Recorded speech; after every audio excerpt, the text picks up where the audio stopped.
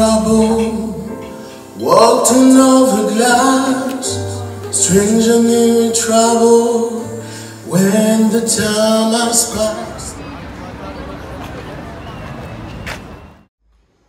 Good morning, నమస్కారం అందరికీ. అందరు ఎలా ఉన్నారు? ఇవాళ వచ్చేసి మండే అండి. కొత్త వ్లాగ్ కొత్త వీక్తో స్టార్ట్ చేస్తున్నా.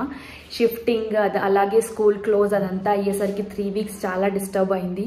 చాలా నాకు పనులు ఉండేసరికి నేను 3 వీక్స్ కొంచెం స్లోగా వ్లాగ్స్ వేసా. ఇప్పుడు నుంచి కంటిన్యూషన్గా ఎవ్రీ ఆల్టర్నేట్ డేస్లో మ్యాక్సిమం ట్రై చేస్తా. అలాగే ఇవాళ వచ్చేసి స్కూల్ రీఓపెన్ అయింది కదా, సో పాప స్కూల్కి వెళ్ళిపోయింది. కొంచెం టైం ఉంది నా దగ్గర. అలాగే చిన్న సత్య కింద ఉన్నాడు, కిందికి వెళ్ళి చూద్దాం ఏం చేస్తున్నాడో. థంబ్నెయిల్లో చూసే ఉంటారు. సో ఆ స్టోరీ మొత్తం ఫోటోలు పెట్టి కూడా ఎక్స్ప్లెయిన్ చేస్తాను బాగా. సో ఈ వ్లాగ్ చాలా ఇంట్రెస్టింగ్గా ఉంటుంది. ఫస్ట్ ఈ వ్లాగ్ని లైక్ చేయండి. ఈ వ్లాగ్ మనం స్టార్ట్ చేద్దాము. Let's go.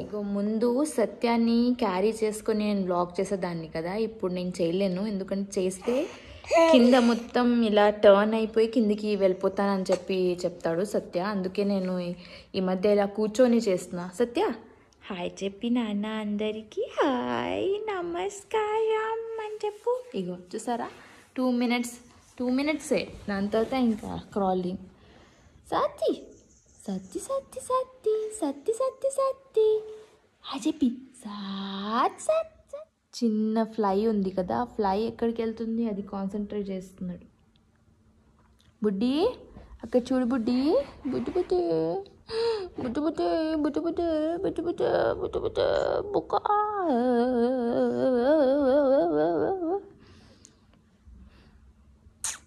ఇప్పుడు స్టోరీ గురించి మాట్లాడుకుందాము. చాలా ఇంట్రెస్టింగ్గా ఉంటుంది, మొత్తం లాస్ట్ వరకు వినండి. యాక్చువల్గా అయితే ఈ స్టోరీ 10 ఇయర్స్ ముందు స్టోరీ. ఆల్మోస్ట్ 9 to 10 ఇయర్స్ అయిపోయింది. 2016-17 స్టోరీ. సో ఆల్రెడీ మీరు ముందు వ్లాగ్లో నన్ను ఫాలో అవుతుంటే ఆల్రెడీ మీకు తెలుసు, నేను ఆన్ సైట్ వల్ల నేను ఆఫ్రికాకి వెళ్ళాను. ఆఫ్రికాలో వెస్ట్ ఆఫ్రికా ఐవరీ ప్రాజెక్ట్ వల్ల వెళ్ళాను. అలాగే అక్కడ మా హస్బెండ్తో పరిచయం అయింది. ఇంకా తర్వాత రిలేషన్షిప్లో వచ్చిన తర్వాత కొన్ని ఇయర్స్ తర్వాత పెళ్ళి అయితే చేసుకున్నాము. 5 ఇయర్స్ ఇద్దరు అబ్జర్వ్ చేసుకున్నాము, అలానే తెలుసుకున్నాము ఇద్దరు గురించి. సో అదే స్టోరీ చెప్తున్నాను. సో అక్కడ మాకు ఒక mutual friend, French friend. So ఆయన ఫ్రాన్స్లో ఉంటారు, కానీ యాక్చువల్లీ ఆఫ్రికన్. సో నేను వెళ్ళినప్పుడు మేము కలిసి ఉండేవాళ్ళం. సో అలాగే చాలా క్లోజ్ అయ్యాము. సో ఆయన పెళ్ళి కుదిరింది అనుకుంటే నాది ప్రాజెక్ట్ అయిపోయి నేను ఇండియాకి వెళ్ళిపోయాను కదా. సో ఆయన నాకు ఇన్విటేషన్ పంపారు, వెడ్డింగ్ ఇన్విటేషన్. ఇంకా చాలా క్లోజ్ అయ్యాము అప్పటికి. సో కంపల్సరీ నువ్వు రావాలి అని చెప్పి ఇన్విటేషన్ పంపారు. ఫ్రాన్స్లోనే ఉంటారు కాబట్టి అక్కడే ఇల్లు అదంతా తీసుకున్నారు. సో అకామిడేషన్ కూడా ఆయనే చూసుకుంటారు అని చెప్పారు. సో అదంతా చెప్పేసరికి నేను ఓకే, స్పాన్సర్ చేసింది టికెట్ ఒకటే, మిగతావి అన్నీ ఆయన చూసుకుంటారు అని చెప్పారు. కాబట్టి నేను డిసిషన్ తీసుకున్నా, ఒక 2 వీక్స్ లీవ్ పెట్టి అక్కడికి వెళ్ళి అలాగే షెంజన్ వీసా ప్రాసెస్ అదంతా ఎక్స్ప్లెయిన్ చేశారు. ఇన్విటేషన్ కూడా పంపారు. అంటే మనం ఒకవేళ ఫ్రాన్స్కి వెళ్తున్నామంటే అక్కడ ఎవరు హోస్ట్ వాళ్ళు ఇన్వైట్ పంపుతారు కదా, అలాగే ఇన్విటేషన్ కూడా పంపారు. సో అదంతా ఓకే అనుకొని నేను ఇంకా యాక్చువల్గా మమ్మీని కూడా అడిగి ఫ్రాన్స్కి వెళ్తాను, నేను ఒక 2 వీక్స్ అక్కడ అన్నీ చూసుకుంటాను, అంటే ఎలా ఉంటుంది ఫ్రాన్స్ అలాగే ఇట్లీ. యాక్చువల్గా అయితే యూరోప్కి వెళ్ళడమే ఒక డ్రీమ్ అప్పట్లో, 10 ఇయర్స్ ముందు. సో నేను అలోన్గా వెళ్తాను అని డిసైడ్ అయ్యాను. సో మా ఇద్దరికి మ్యూచువల్ ఫ్రెండ్ కదా. సో మా హస్బెండ్ వచ్చేసి ఐవరీ కోస్ట్ నుంచి వచ్చారు, నేను వచ్చేసి ఇండియా నుంచి. ఇంకా వాళ్ళ డిఫరెంట్ కంట్రీస్ నుంచి వాళ్ళ ఫ్రెండ్స్ అందరినీ పిలిపించుకున్నారు. వెడ్డింగ్ వచ్చేసి 3 డేస్ వెడ్డింగ్. 3 డేస్ వెడ్డింగ్ అంటే ఒక వాళ్ళది చర్చ్, నార్మలీ చర్చ్ వెడ్డింగ్ ఉంటుంది కదా. సో చర్చ్ వెడ్డింగ్, అలాగే ఆ ఈవినింగ్ ప్రేయర్ పెట్టుకుంటారు. నెక్స్ట్ డే పార్టీ త్రో చేస్తారు, రిసెప్షన్ ఉంటుంది. అలాగే మనలాగా ఎక్కువగా కస్టమ్స్ ఉండవు, జస్ట్ 2 ఉంటుంది. ఒక ట్రెడిషనల్ మ్యారేజ్ లాగా, ఒక క్రిస్టియన్ మ్యారేజ్ లాగా రిసెప్షన్ పార్టీ ఉంటుంది. సో అదంతా మొత్తం ప్లాన్ చేసుకున్నాము. అలాగే నేను వెళ్తున్నాను కదా, షెంజన్ వీసా వచ్చింది అని చెప్పి నేను మొత్తం ప్లాన్ చేసుకున్నాను. ఫ్రాన్స్ ఇంకా ఇటలీలో వెనీస్కి వెళ్దాం అని చెప్పి నేను మా హస్బెండ్ ప్లాన్ చేసుకున్నాము. నా లైఫ్లోనే ఫస్ట్ టైం నేను ఓన్గా మనీ టికెట్ బుక్ చేయడం, నేనే ఓన్గా వీసా, అది యూరోపియన్ వీసా అదంతా చేయడం, అదంతా ఒక ఏజెన్సీ త్రూలో నేను వెళ్ళి వాళ్ళతోనే. ఆల్రెడీ తెలిసే ఉంటుంది మా హస్బెండ్ వాళ్ళ ఫాదర్ వచ్చేసి ఫ్రాన్స్ నుంచే. సో మా హస్బెండ్ ఆల్రెడీ చాలాసార్లు ఫ్రాన్స్ ట్రావెల్ చేశారు. సో ఆయనకు కూడా చాలా ఐడియా ఉండేసరికి మొత్తం గైడ్ చేశారు. సో అలాగే నేను first time international ticket book చేసుకున్నా. అలాగే అప్పుడు నేను ప్రాజెక్ట్ మీద పూణే, హైదరాబాద్ అలా ట్రావెల్ చేసేదాన్ని. చాలా ఎర్లీ మార్నింగ్ ముంబైలో ఫ్లైట్ ఉండేసరికి నేను నైట్ జర్నీ అంతగా సేఫ్ ఉండదు అని చెప్పి ఒకరోజు ముందే నేను ముంబై అయితే వచ్చేసాను. సో అలాగే ఫస్ట్ ఎర్లీ మార్నింగ్ ఫ్లైట్ వచ్చేసి టర్కిష్ ఎయిర్లైన్స్, అది టర్కీ నుంచి వెళ్తుంది. ఫ్రాన్స్ నుంచి ఇస్తాన్బుల్కి వెళ్తుంది. ఇస్తాన్బుల్లో హాల్ట్ ఉంటుంది. ఇస్తాన్బుల్ నుంచి డైరెక్ట్గా ప్యారిస్కి వెళ్తుంది. ప్యారిస్లో ఉన్నది చాలా ఎయిర్పోర్ట్స్. నార్మల్గా మెయిన్ ఎయిర్పోర్ట్ వచ్చేసి చార్ల్స్ డే గేల్ అని చెప్పి అంటారు.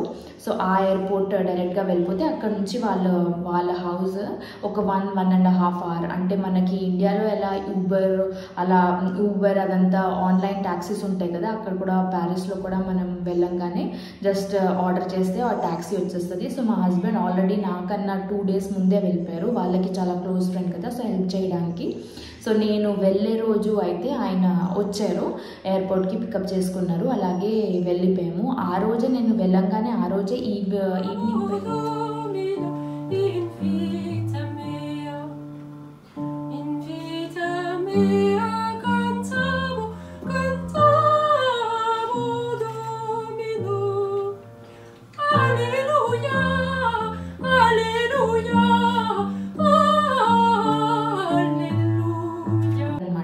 సో ఇక్కడ ఫొటోస్ చూస్తున్నారు కదా, సో అదంతా అటెండ్ అయ్యాము. ఫస్ట్ టైం నేను ఫ్రెంచ్ వెడ్డింగ్ అటెండ్ చేసింది నా లైఫ్లోనే ఫస్ట్ టైం ఇదే.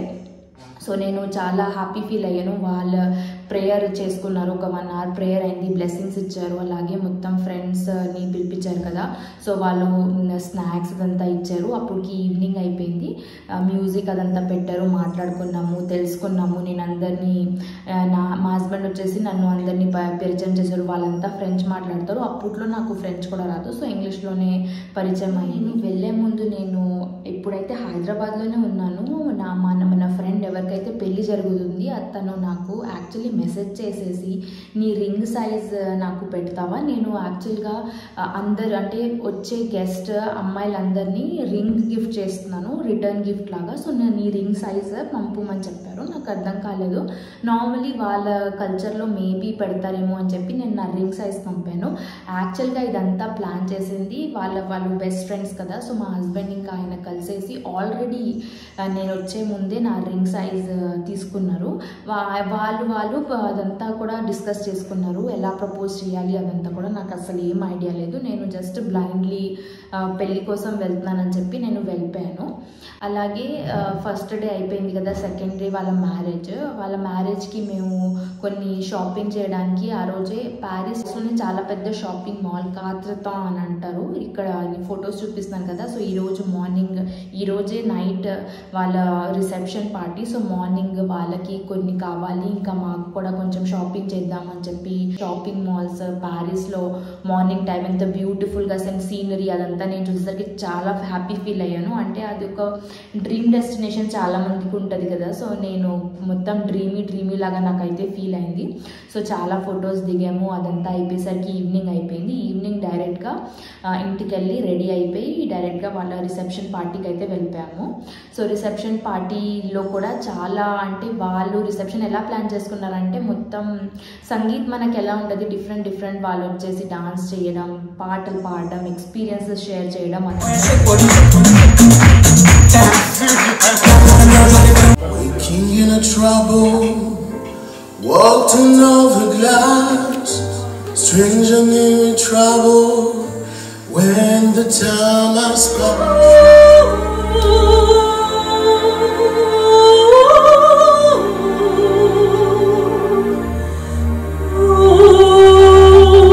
గేమ్స్ కూడా పెట్టారు. అలాగే ఒక గేమ్లో అయితే నన్ను ఒక మ్యూజిక్ ప్లే చేస్తాము, నువ్వు బాలీవుడ్ డాన్స్ చేయాలి, నిన్ను ఫాలో అయ్యి అందరూ ఫాలో అవుతారు బాలీవుడ్ మూవ్స్ అని. సో అలాగే నేను ఒక సాంగ్ మీద ఇలా డాన్స్ అంటే మ్యూజిక్ వేస్తే బ్యాక్గ్రౌండ్ మ్యూజిక్లో మనమే ఓన్గా క్రియేట్ చేసుకోవాలి అని చెప్తే నేను ఇలా డాన్స్ చేస్తే అందరూ ఫాలో అవుతారు.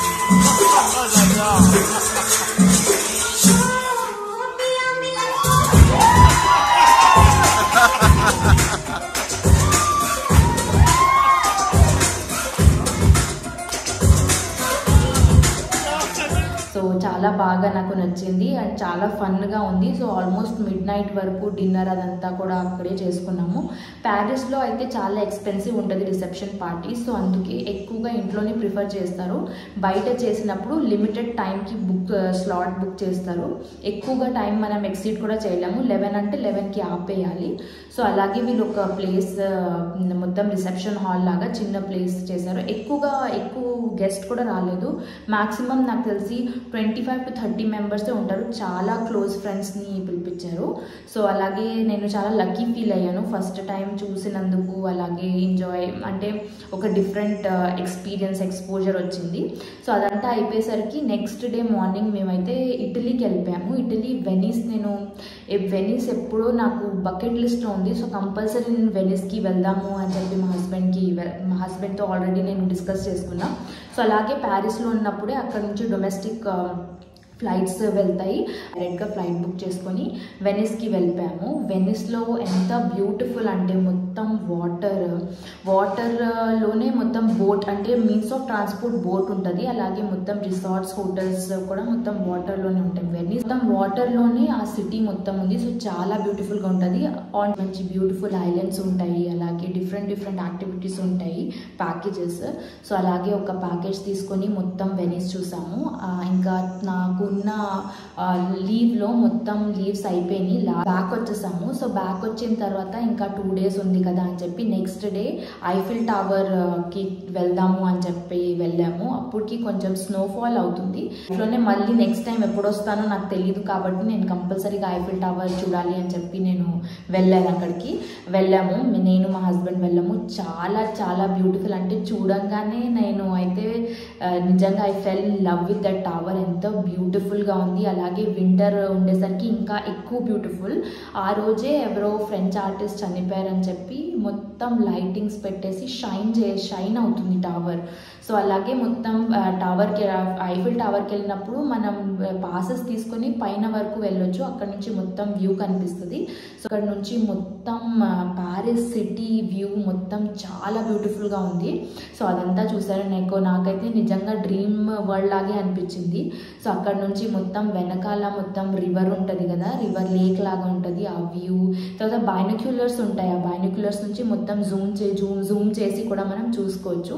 అదంతా ఉంటుంది. అలాగే లాస్ట్ ఫ్లోర్కి వెళ్ళినప్పుడు చిన్న షాప్ లాగా ఉంటుంది. అక్కడ షాంపెయిన్ ఇస్తూ ఉంటారు చిన్న గ్లాసెస్లో. చాలా ఫొటోస్ అదంతా దిగాము. అక్కడే పక్కన రెస్టారెంట్ ఉంటే ఆ రెస్టారెంట్లో తిన్నాము కూడా. ఇంకా ఇప్పుడు ప్యారిస్లోనే లాస్ట్ డే అండి. సో ఈ లాస్ట్ డేనే ఈ సస్పెన్స్ యాక్చువల్లీ ఇది సర్ప్రైజ్ మొత్తం ప్లాన్ చేసింది లాస్ట్ డేకి.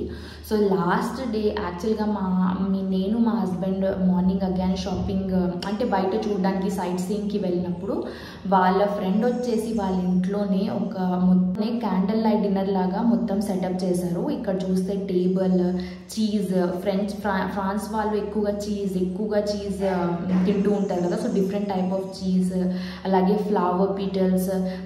తర్వాత ఒక వయలిన్ ప్లే చేస్తారు కదా, వయలినిస్ట్కి కూడా పిలిచారు.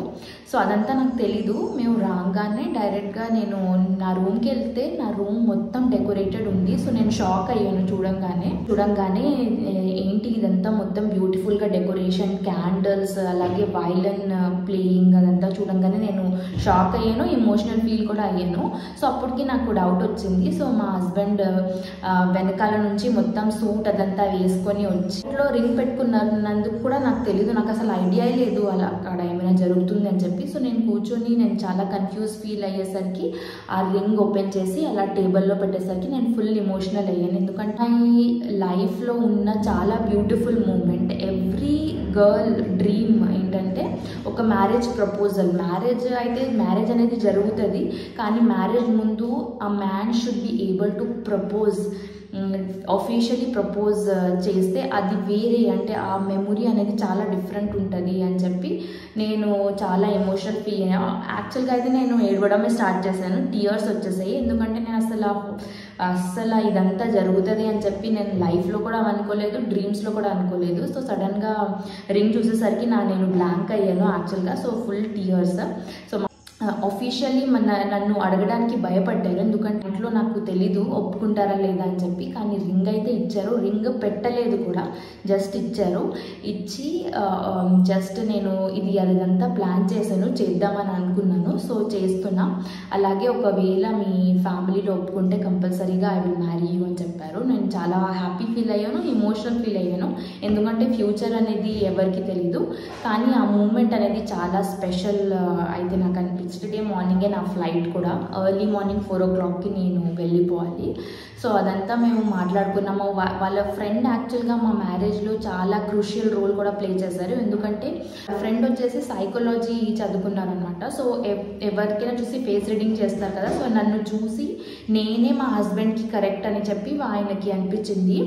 నేను ఈ రిలేషన్షిప్ని ఎక్కువగా బ్యూటిఫుల్గా చేస్తాను అని చెప్పి మా హస్బెండ్కి కూడా చెప్పారు. సో నిజంగా చెప్పాలంటే మా రిలేషన్షిప్లో చాలా క్రూషియల్ రోల్ ప్లే చేసింది వాళ్ళ ఫ్రెండే. సో థ్యాంక్ యూ కూడా చెప్పాలి ఆయనకి.